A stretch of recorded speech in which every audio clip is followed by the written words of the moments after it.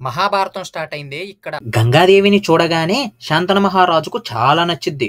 గంగాదేవి ఒప్పుకునిద్ది, కానీ ఒక షరతు పెట్టిద్ది.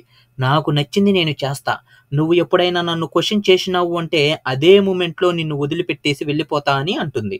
శాంతన మహారాజు దాన్ని ఒప్పుకొని పెళ్లి చేసుకుంటాడు.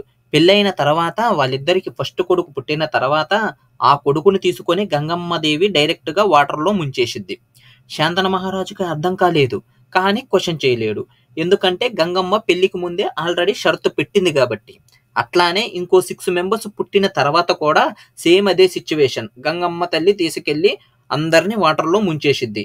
8th టైం కూడా అట్లానే చేయటానికి పోతుంటే శాంతన మహారాజు ఆపి ఎందుకు అలా చేస్తున్నావు అని చెప్పేసి రీజన్ అడిగిండు.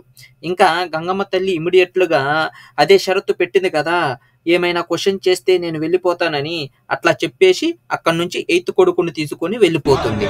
ఈ 8th కొడుకే ముందు ముందు భీష్ముడైతాడు. ఏంటి, ఒక శాపం వల్ల భీష్ముడు పుట్టాడా?